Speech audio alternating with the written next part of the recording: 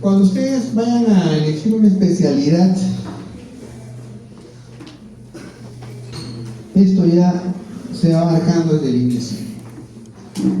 Las especialidades médicas pueden ser clínicas o quirúrgicas.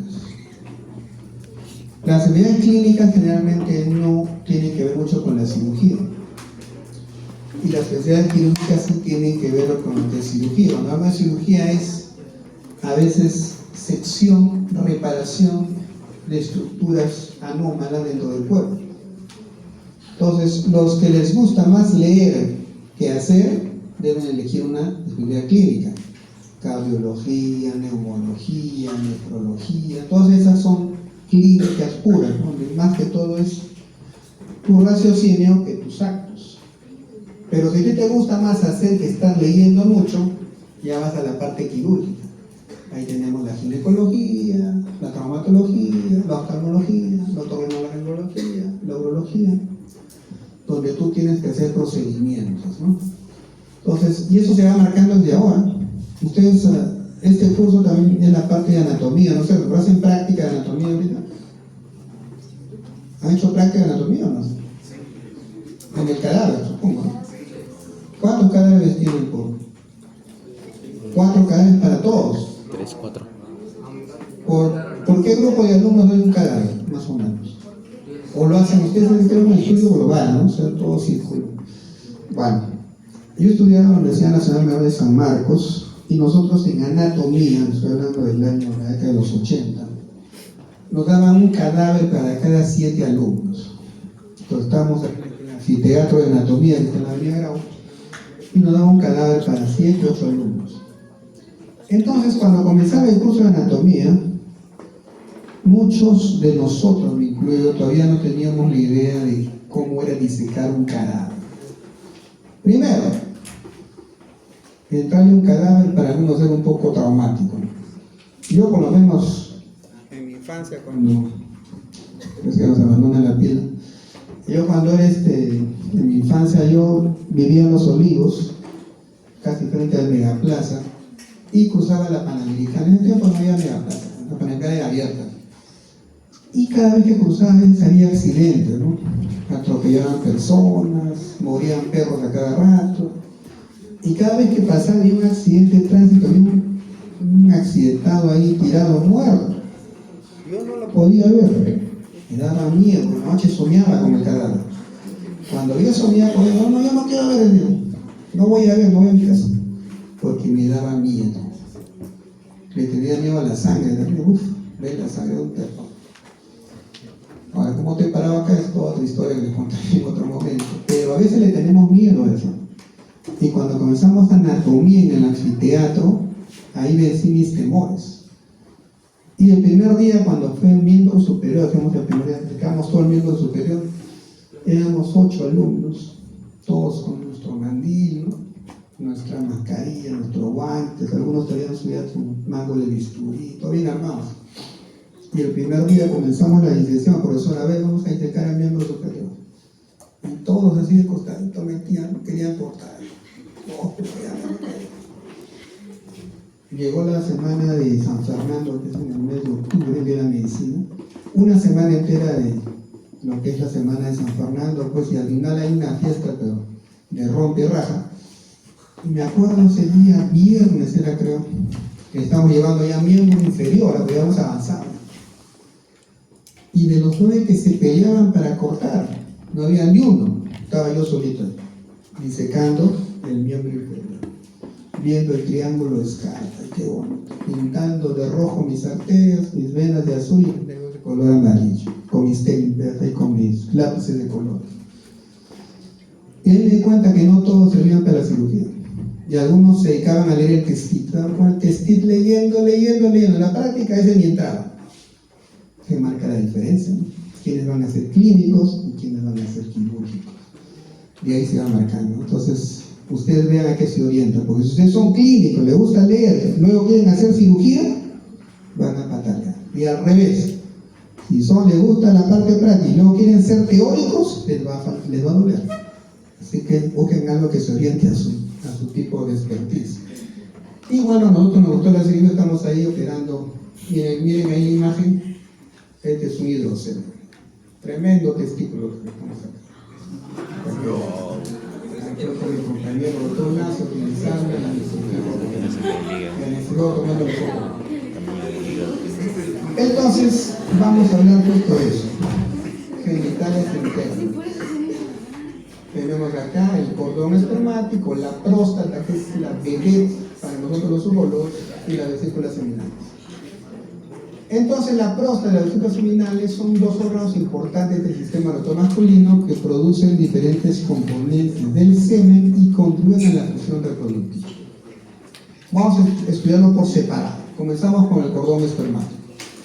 Se le llama cordón espermático a la estructura en forma de cordón, miren acá, cordón, que transcurre del anillo inguinal profundo, que viene casi dentro del abdomen, lateral a los vasos epigástricos, ya inferiores, que atraviesan el conducto inguinal y salen por el anillo inguinal superficial, acá, que es lo que vamos a poder nosotros palpar en un examen de rutina. Y desde el abdomen hacia cada uno de los testículos a través del conducto inguinal, que es la continuación del gubernaculum test. El gubernaculum test es una estructura embrionaria que va guiando al testículo hasta llegar al escroto. Y en su trayecto forma un cordón, un pasaje, un túnel, que es el cordón espermático que ven acá. Entonces, miren acá está en el abdomen, miren cómo comienza a migrar hasta llegar al escroto. Y miren estas capas del abdomen, cómo las comienza a arrastrar. Por eso que les digo que las estructuras del escroto tienen mucho que ver con las capas de la pared abdominal. Y eso es lo que no deben olvidar, porque es importante y que seguramente van a venir el examen. Y aquí viene el gubernáculo, este es el gubernáculo, esta estructura en azul. ¿Cómo va guiando? Va guiando hasta que finalmente el testículo de verde es el llegado al escroto. Y acá está, miren, ya queda como un vestigio el gubernáculo. Acá está el testículo, acá está el epidídimo que hemos visto, y todo esto está dentro del escroto. Acá está la túnica vaginal parietal y la visceral que está sobre el testículo. Entonces, durante la formación del escroto y los labios mayores en hombres y mujeres, respectivamente el gubernaculum testis ayuda en el descenso de las gónadas, tanto los testículos como de los ovarios. Los testículos descienden más que los ovarios, porque tienen que quedar hasta fuera del cuerpo, para finalmente pasar a través del canal inguinal y llegar al escroto. Entonces, este cordón espermático, miren cómo seguimos la secuencia. Así como teníamos las capas a nivel del escroto, así como teníamos las capas a nivel del pene, también acá las mismas capas se repiten en el cordón espermático, pero ya más reducidas. Miren, este es todo el cordón, ya internamente en un corte transversal, y tenemos la fase espermática externa. Miren acá, ¿ven? Fase espermática externa, que es derivada de ¿quién? De la aponeurosis del músculo oblicuo mayor, del abdomen. Tenemos la fascia cremastérica, ven acá. Miren, esto ya que es muscular, ¿verdad? Fascia cremastérica, que contiene fibras del músculo cremaster. ¿Qué hace el músculo cremaster? ¿Qué reflejo era? El reflejo cremastérico. O sea, dijimos quién producía qué nervio. El nervio genitofincular. Entonces, este cremaster contiene fibras musculares que vienen de los fascículos inferiores del músculo oblicuo menor, ¿no? Y que a partir del ligamento inguinal. Y luego tenemos más profundamente la fase espermática interna, miren acá, que deriva de ¿quién? De la fascia transversales. Entonces, fase espermática externa, músculo oblicuo mayor. Fascia cremastérica, músculo oblicuo menor. Y fase espermática interna, fascia transversales. Estamos hablando de las capas, las cubiertas del cordón espermático. Ahí tenemos, miren este esquema más global ya. Vamos a ver acá.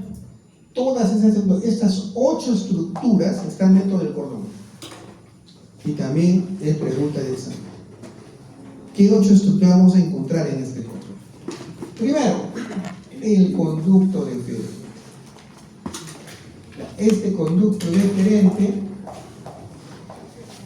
que lo vemos aquí, del conducto deferente, acá sale, este conducto deferente que sale del epidídimo de la cola y llega hasta la uretra prostática, que es el conducto eyaculador, hemos dicho.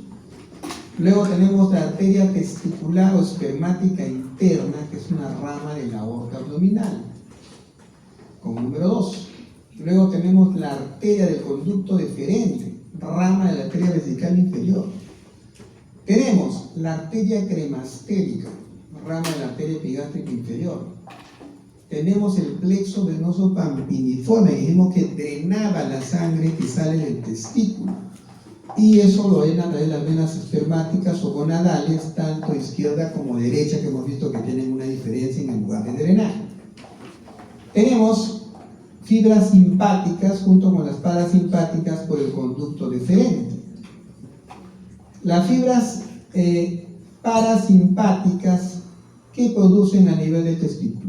¿Vasodilatación o vasoconstricción? Vasodilatación, ¿no? Dijimos que son los amigos de la erección. Y dijimos que el simpático, ¿qué hacía? Todo lo contrario, ¿no? Entonces, esas viajan por el cordón espermático. Tenemos la rama genital del génito femoral o génito plural. ¿Ya? Y este produce fibras motoras para la contracción del músculo cremaster, para ver si el testículo se eleva en el reflejo cremastérico. Y si no se eleva, es porque este nervio está rotado, comprimido, no funciona. Diagnóstico de una torsión testicular.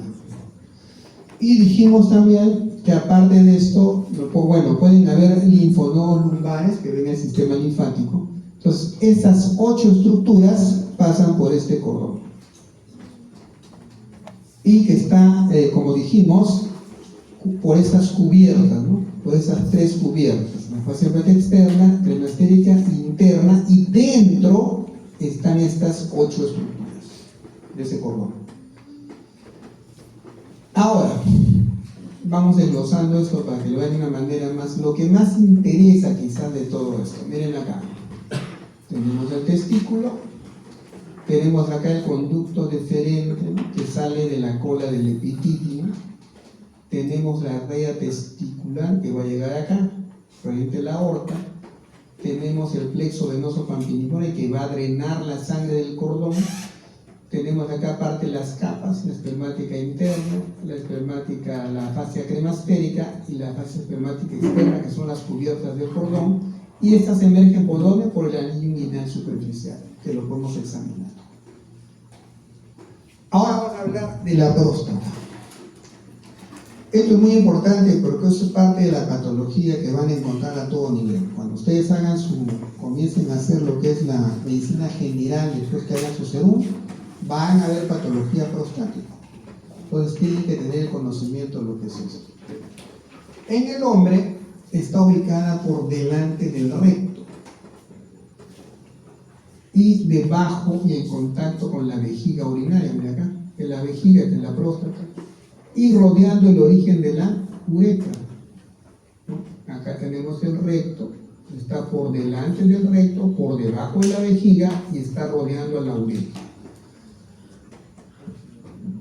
La próstata es un órgano fibromuscular y glandular, por debajo de la vejiga, que pesa normalmente 20 gramos.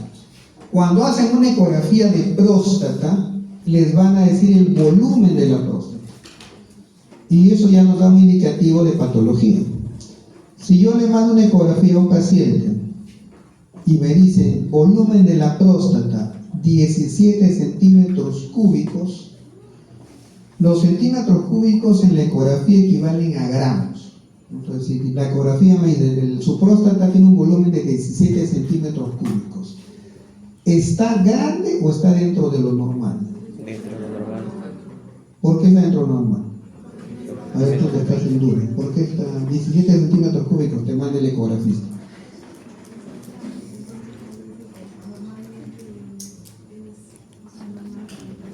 Hasta 20 gramos. Está por debajo. Está todavía acertado. Pero si yo le mando al paciente, me dicen ecografía, volumen 68 centímetros cúbicos. Lo que digo yo, está más de 20, está crecida. Entonces habla de una hipertrofia prostática. Ya le creció la próstata.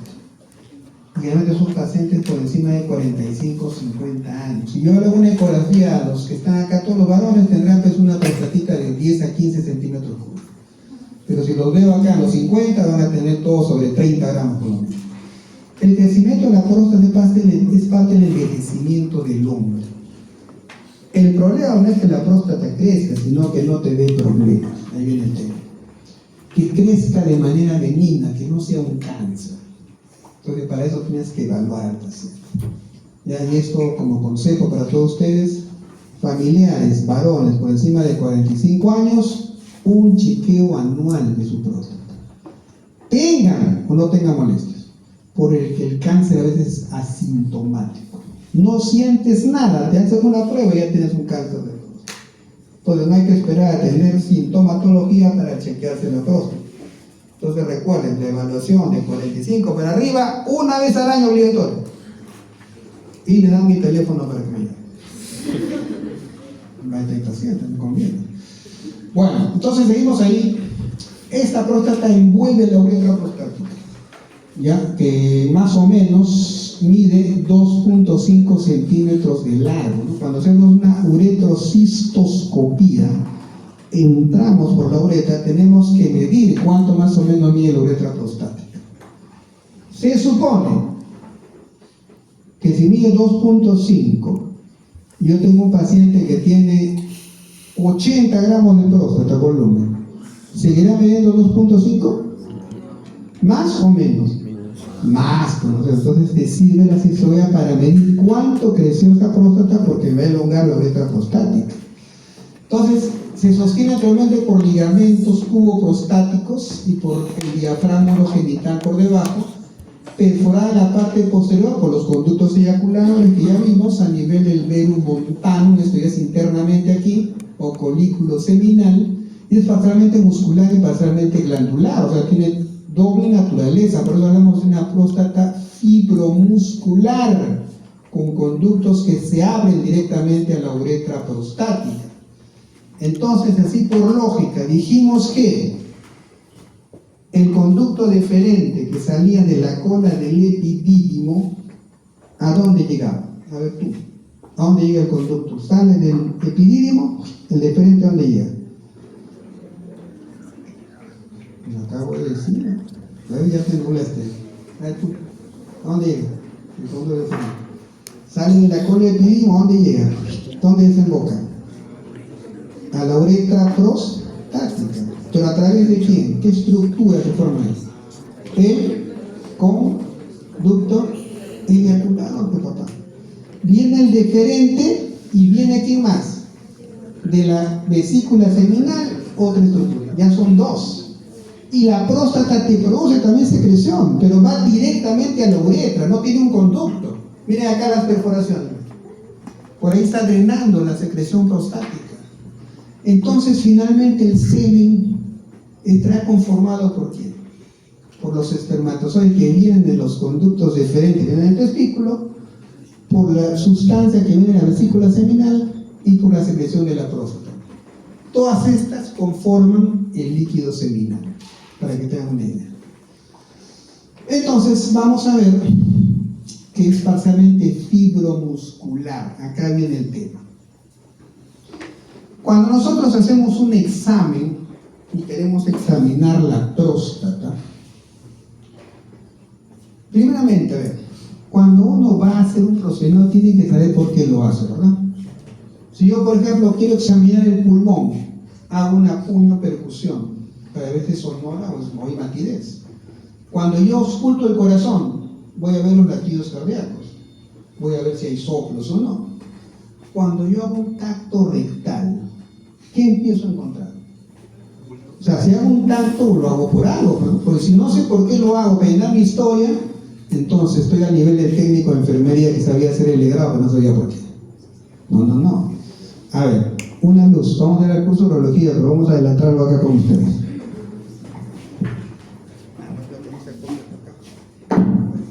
A ver, Ya dejen de escribir ahí, ya dejen de comer. Dedo índice. Índice derecho. Miren, no así, no me hagan esto. Índice derecho. Imagínense ustedes, miren, la mano izquierda tiene dos eminencias. La eminencia tenar y la hipotenar, ¿no es cierto? Bueno, eso ya han hecho anatomía de miembro superior, todavía no. Ya deben saber ya.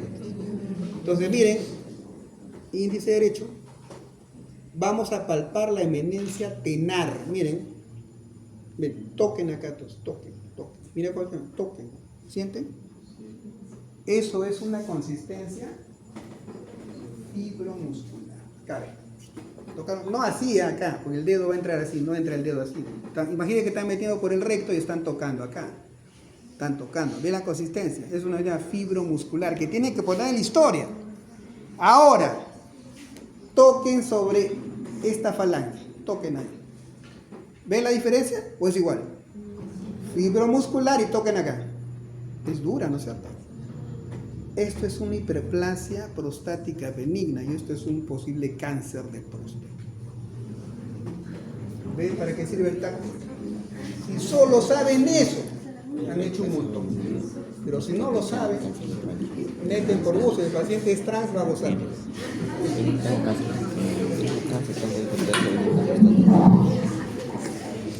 Bueno, continuamos después de este pequeño, para que no se me duerma. Entonces, para eso es el examen. Ya ponemos urología, les voy a volver a explicar y en la práctica lo voy a llevar para acá en el tacto rectal. Y hay algo que le ha hecho mucho daño a la docencia, y eso les digo que va a haber. Ahora, para que tú toques a un paciente, el paciente te tiene que autorizar. Para que tú entres a sala de operaciones, el paciente tiene que firmar que vas a entrar. Entonces, todas las historias clínicas tienen que tener un consentimiento informado, que el paciente acepte, que un practicante, que son ustedes, entre. Porque para ejemplo, no dice estudiantes, son practicantes. No, yo no quiero el practicante que me vea, quiero que me vea el médico, el viejo. Practicante no. Entonces, en el consultorio también tendría que tener un consentimiento informado todos los pacientes para que tú lo puedas tocar o ver. ¿Ven cómo me limitan la docencia? Antes no era así. Ahora es así. Por eso en Estados Unidos, la gente que hace medicina termina estudiando con maniquíes. Nunca han tocado a un paciente. Recién cuando hacen la residencia tocan a los pacientes. Por eso cuando los residentes se mandan acá del Perú, allá son jefes de residentes, porque han hecho práctica en seres humanos, no hay maniquíes enteros. ¿Quieres entender? Porque acá todavía la ley lo permite. Entonces, pero yo le doy la vuelta al ley. ¿Por qué? Porque tengo 4 alumnos ahí. 4 chicas, pero peor. Y viene un paciente ya, ¿no? Que necesita hacerle un tacto rectal de 50 y tantos años. Y le digo, le voy a hacer el tacto rectal cuando las 4 chicas están mirando. No lo voy a poder hacer. 1, porque me prohíbe la ley. Y 2, porque después el paciente se sienta. Ya van a ser los 4, encima mujeres, ¿no? Piensa mal. Entonces lo que yo hago es esto. Le digo, mira, antes de comenzar, chicas, escúchame. Cuando entra el paciente y lo voy a examinar, le voy a decir, salgan, déjenme con el paciente. Pero, calita se queda una. Otra 3 salen y una se queda. Así les digo, ya lo voy a decir delante, quédate tú, ya se supone, ya salgan todas y queda unita ahí. Entonces ya tú agarras, ponte tus guantes, imita lo que hago cuando te doy, ponte tus guantes, examinar, no le voy a decir, ya ponte tus guantes. Lo he hecho al paciente, señor, levante las piernas. Entonces le digo, mira, acá con tus guantes puestos lubricas, somos vaselina, porque imagínate, sin vaselina, pues es una tortura meterle el dedo por el paciente. Entonces lubricamos, lo echo al paciente y le digo, a ver señor, yo le examino primero, ¿no? Yo le toco la dimensión, la consistencia, que le digo a la chica, entra tú. Yo estoy ahí, ¿eh? Este es el dedo, toca. ¿Te duele? No, así. Ya, saca. Entonces, la alumna examinó. Y el paciente no te dio consentimiento. Tengo que hacer eso para que aprendan. Imagínense a dónde hemos llegado. Pero antes no era así. Entonces, eso es lo que quiero que entiendan. La importancia de examinar a los pacientes. Sabrás cuándo es una próstata venida, cuándo es un cáncer, cuándo está grande, cuándo está chica. Eso aprenderán. Al menos conmigo. No sé en el resto qué harán. Pero al menos yo les digo lo que hago yo. Porque no todos pasan la práctica conmigo. Ahí examina la próstata, ¿ves? Miren, está rodeando a la uretra. Acá están los conductos eyaculadores que van a traer el líquido seminal, y toda esta es la zona glandular, y esto está rodeado por una cápsula. Se imagina siempre la próstata como ser una naranja, una rica naranja grande. Para yo comer la naranja, ¿qué tengo que hacer? Le haces un corte y sacas la cáscara, ¿no es cierto? Y te quedas con la pulpa, que es lo que comes. La próstata es igual. Cuando yo voy a operar una próstata, abro la cáscara, que es la cápsula, acá, y saco la glándula, que es la pulpa de la naranja. Eso se llama una adenomectomía prostática. Estoy sacando solo el adenoma, o sea, la parte que hace hipertrofiado de la próstata. Pero si fuera otra cosa, por decir, si fuera un cáncer de próstata y yo le quiero hacer una prostatectomía radical, no saco solo la pulpa, saco pulpa y cáscara. ¿Me entienden la diferencia? Tengo que sacar todo. Puedo hacer una prostatectomía. Yo en las historias que vienen en neurología, vuelvo a lo mismo. Me han hecho una adenomectomía, ponen prostatectomía. Le digo, ¿ha sido cáncer? No.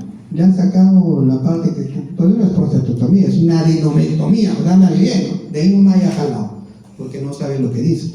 Entonces ustedes no pueden ser legos, ¿no? Ustedes son ya estudiantes de medicina, van a ser médicos. El paciente viene, señor, ¿qué tiene? Tengo próstata. ¿La próstata es una enfermedad? Bueno, no me vas a explicar, pero ya tú vas traduciendo. Pero ahorita viene así, ¿eh? Oye, digo, señora, ¿por qué viene usted? Tengo infección urinaria. Ella me está dando el diagnóstico, ¿no? O sea, ella sola se ha diagnosticado. Yo le digo, pero bueno, luego le digo, pero ¿qué tiene? ¿Qué siente? Infección, pero doctor. Él me dice que mi se molesta. A ver, señora, le digo, vamos, descríbeme tus síntomas. ¿Qué es lo que sientes para orinar? O sea, manera de brutos. Bueno, me arde, me hace una cada rato, se me da los síntomas y los signos, yo hago el diagnóstico. Pero no, viene con el diagnóstico, ¿no? Tengo infección, yo sufro de infección, todas las veces me encuentro infección urinaria. Y confunde la infección urinaria con un montón de patologías ginecológicas. Y si tú no le preguntas bien, sueltas. Y peor todavía, cuando vemos urología, le voy a dar lo que es una infección urinaria, es toda una clase, porque es lo que más vemos.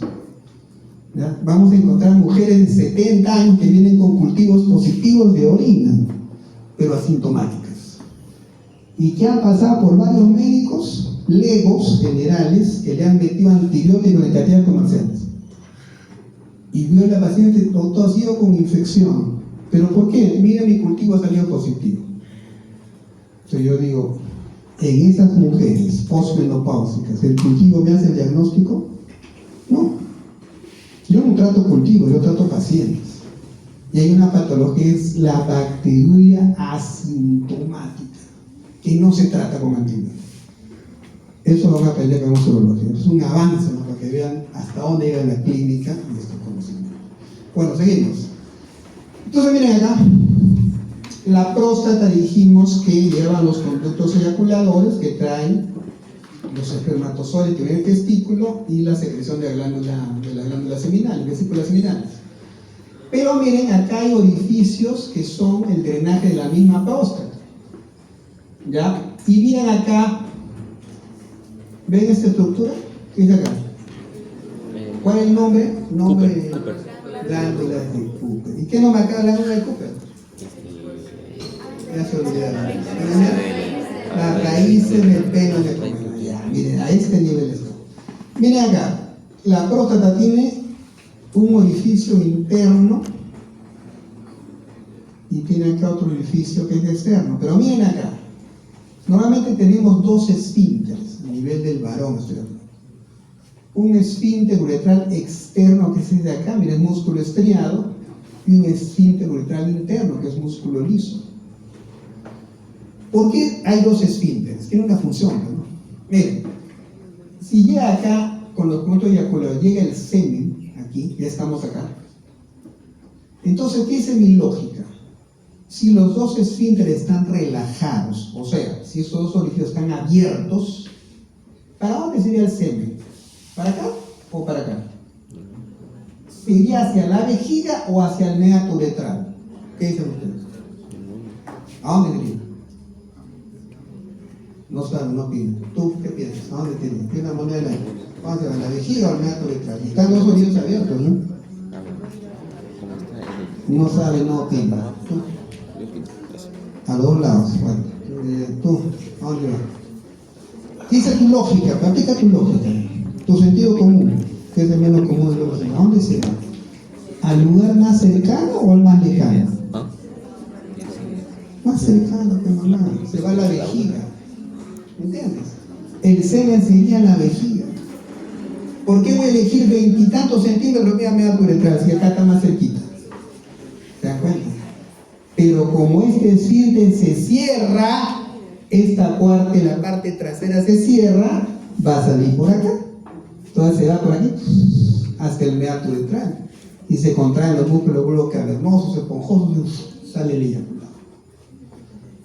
Si este esfínter está cerrado, se abre el esfínter uretral externo. Para miccionar, para orinar, se contrae la vejiga, este esfínter se abre o queda cerrado. Se abre, ¿cierto? Este esfínter se abre o queda cerrado. El orificio se abre. Luego se abre y sale la orina, ¿no? Pero a la hora de la eyaculación no, este se cierra, porque si no se iría a la vejiga. ¿Se dan cuenta? Ahora, el paciente que operamos de próstata, nos tiramos todo esto. Sale todo. Sale el esfínter, todo sale. Entonces el paciente viene y dice, doctor, he notado que ya no veo el semen. Ya no lo veo. ¿Por qué no lo veo? Porque hemos sacado el esfínter uretral interno. Entonces el paciente eyacula ¿dónde? Al lugar más cercano, a la vejiga. Entonces le explica, señor, ese es un efecto secundario de su operación. Ahora usted no va a ver más su semen. Cuando orine no va a ver. Anatomía pura. Todo eso es lo que tienen que saber, ¿ya? Esa es la importancia de esta lámina. Esto es una endoscopía, donde entramos con un cistoscopio. Acá estamos viendo, esta es la luz de la uretra, el núcleo. Acá número 2, esta es parte de la uretra prostática, la que pasa por el semen. 3, acá vemos que es la cresta uretral. 4, el colículo seminal. Y 5, el utrículo prostático. Esta estructura es un vestigio embrionario, como una pequeña bolsa ciega, situada en el centro del folículo seminal, también conocido como veru montano. O sea, cuando hago una endoscopía, una cistoscopía, voy a ver el veru montano y voy a ver este utrículo prostático. Esa es otra cistoscopía, miren, ¿qué es esto? ¿Qué dijimos? El veru montano. ¿Y esto de acá? El utrículo prostático. Miren, esta es una próstata normal y miren, esta es una próstata hipertrófica, ¿ven? ¿Cómo cierra la luz? Acá no, ¿ven? Está abierto. Acá está cerrado. Estos son lóbulos prostáticos laterales que protruyen y están ocurriendo la luz uretral. Entonces acá nuevamente el veru montano, acá está el esfínter uretral interno, el esfínter uretral externo, y por acá transcurre la orina y también el semen en el baño. Relaciones. La próstata anteriormente está relacionada con quién? Mira, con la sínfisis púbica acá. Superior, con los conductos diferentes y las vesículas seminales acá. Posterior, con el recto. Se separa de la fase recto por la fase de Donen-Biliors. Fase de Donen-Biliors consiste en una estructura multicapa que separa el recto de las vesículas seminales y la próstata. Por eso cuando metemos el dedito, tocamos la próstata. Y bueno, cuando la próstata está un poco baja, cuando está alta y tienes un dedo pequeño, mío no llegas. Si tienes un dedo largo, de repente, hay que verlo. Entonces uno llega y con las justas toco acá las partes del lápiz y no llego. Pero lo ideal sería llegar y tocar todo. Pero va a depender un poco del largo del dedo pequeño. Y acá tenemos la clasificación anatomopatológica de McNeil. Antes había la clasificación de Lowsky, que es una gran anatómica, pero que no es de mucha utilidad en lo que es la patología. Por eso que se optó por esta clasificación de McNeil, que es anatomopatológica. Esta clasificación nos divide la próstata en varias zonas. Mira, acá hay una zona central, una zona que está con la letra B, fibromuscular, una zona con la letra C que es la zona transicional, la zona D que es la zona periférica y la E que es una región de la glándula perimetral. Esta de acá es la parte más posterior y esta es la parte más anterior. Entonces, cuando nosotros llegamos en un tacto, vamos a entrar por acá, vamos a tocar este lado de acá. Entonces, de estas 5 zonas, hay que saber diferenciar por qué es importante esta clasificación. Porque de la zona de transición de esta de acá, se produce la hiperplasia prostática benigna, o sea, el crecimiento prostático benigno, que no es un cáncer. Pero la zona periférica, que está en color amarillo, se origina el cáncer de próstata. Por eso cuando examinamos, tocamos esta capa dura, pétrea, que no hace el diagnóstico del cáncer desde el punto de vista del tacto. Luego tiene lo que ya les expliqué, el esfínter uretral interno, el esfínter uretral externo, esta es la uretra, acá está la vejiga, y este esfínter uretral interno es involuntario y está formado por músculo liso. O sea, cuando ustedes van a eyacular, este se cierra sin que tú le digas. ¿Me dejo entender? Es involuntario. El músculo de tipo el esfínter es liso. En cambio, el esfínter uretral externo es voluntario y está compuesto por músculo estriado. Cuando digo voluntario es, si tú tienes ganas de ir a orinar o miccionar, pero no puedes, te aguantas, porque tu voluntad lo gobierna. Y hay gente que le gusta aguantar, ¿no? O sea, aguanta, por diferencia son retencionistas, y sobre todo las mujeres, ¿no? A veces pueden estar en el baño 5 o 6 horas, y esa orina queda retenida, y eso le produce más tendencia de infecciones urinarias. Entonces siempre la idea es, cuando tienen ganas de ir al baño, vayan, si tienen un baño cerca, pero a veces es imposible. Y esto es cultural, ¿no? Desde que somos niños nos acostumbran a eso, ¿no? Cuando es un niño varón, la mamá dice, bueno, no hay baño, anda, ahí está el arbolito, ahí atrás orina. Pero cuando es una niña, no le dice, vayan la orina ahí, porque le van a ver todo, no aguanta un poco. Y ese aguantarse hace que la vejiga de la mujer sea más amplia, de mayor capacidad que en el varón. Nosotros los varones tenemos menos capacidad vesical, las mujeres tienen una capacidad tremenda. Luego en las ecografías vesicales en mujeres llegan pues algunas hasta el litro de capacidad que pueden aguantar. Y esto es por el esfínter uretral externo, que es voluntario, es músculo estriado. La irrigación de la próstata, hay que recordar acá que está principalmente por la arteria vesical inferior, por esta acá. Ya, esa ahí es la que nos da la principal irrigación, que es una rama de la arteria ilíaca interna. Ya, esta vesical inferior, esta arteria. Y cuando nosotros hacemos una cirugía de próstata, es una cirugía muy sangrante cuando es abierta, porque ahora realmente ya toda la cirugía es endoscópica. Pero en lugares que no tenemos el equipamiento tenemos que abrir, ¿no? Y hay especificaciones para hacer cirugía abierta, y ahí pues cuando tú sacas la próstata, todo se activa, es una sangradera terrible. Tienes que hacer la hemostasia rápidamente para que no se desangre. Normalmente una cirugía de próstata abierta te va a dar una pérdida de entre 500 a 1 litro de sangre en la cirugía, es muy sangrante. Y tenemos el plexo periprostático, ¿ya? Que es generalmente conectada con la vena dorsal profunda del pene que hemos visto, y las venas ilíacas internas. Bueno, dejemos la próstata en paz y vayamos a ver las vesículas seminales. Todavía acá en el esquema, esta es la vesícula seminal, el número 2. Son 2, es bilateral, son 2 glándulas del esquema reproductor masculino que producen la mayor parte del líquido seminal, o sea, todo ese eyaculado, la mayor parte se produce en las vesículas seminales, el cual ayuda a transportar y nutrir a los espermatozoides. Y esas glándulas se ubican detrás de la vejiga urinaria. Esto está detrás, esta es una vista posterior de la vejiga, por encima de la próstata, y se conectan a los conductos deferentes que vienen por acá para formar cosa, los conductos eyaculadores que van a desembocar en la uretra prostática. ¿Qué característica tiene?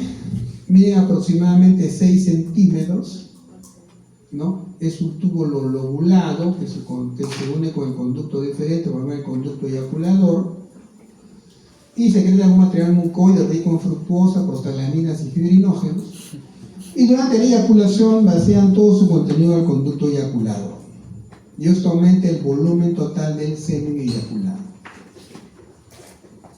Acá ven lo mismo, miren.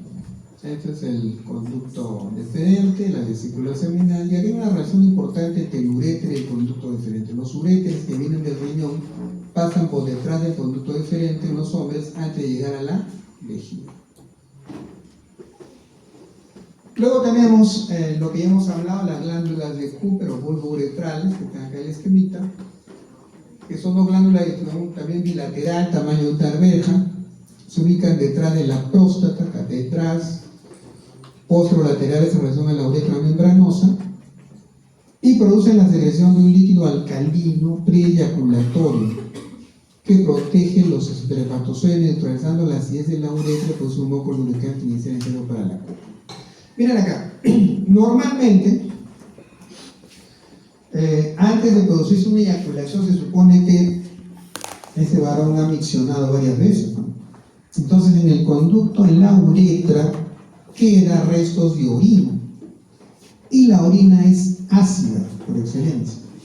Entonces, si los espermatozoides pasaran por un canal donde es un ambiente ácido, se van a inhabilitar. Entonces, esas glándulas de Cooper, ¿no? ¿Qué hacen? Dice que neutralizan la acidez de la uretra, producen un moco lubricante inicial. O sea, cuando el varón, el hombre, entra en un periodo de excitación por diferentes razones, comienza a lubricar, comienza a salir secreción mucosa por el meato uretral, y eso a la vez neutraliza la uretra y prepara al glande para que pueda producir una penetración con mayor facilidad. Y recuerden lo que les había dicho, que es importante mencionar que aunque el líquido preeyaculatorio no suele contener espermatozoides, porque esto no tiene, viene de la glándula de Cooper, en algunos casos puede haber presencia de espermatozoide en una eyaculación anterior que puede haber quedado en la uretra, lo que puede producir un embarazo no deseado sin que necesariamente se produzca un eyaculado. Entonces, el método de planificación familiar, habrán escuchado ustedes hablar del coito interrumpido o coitus interruptus, que dice que cuando uno, digamos, tiene una relación sin protección, mientras no eyacule o eyacule afuera, evita un embarazo. Pero no siempre, porque puede quedar espermatozoide en una eyaculación anterior en la uretra, igual se va a embarazar la mujer. Entonces no es un método seguro el coito interrumpido por este tema de acá. Así que cuando dicen la puntita nomás, no funciona, puede traerle problemas serios. Bueno, entonces llegamos a la conclusión de los 3 poderes del hombre, ¿no?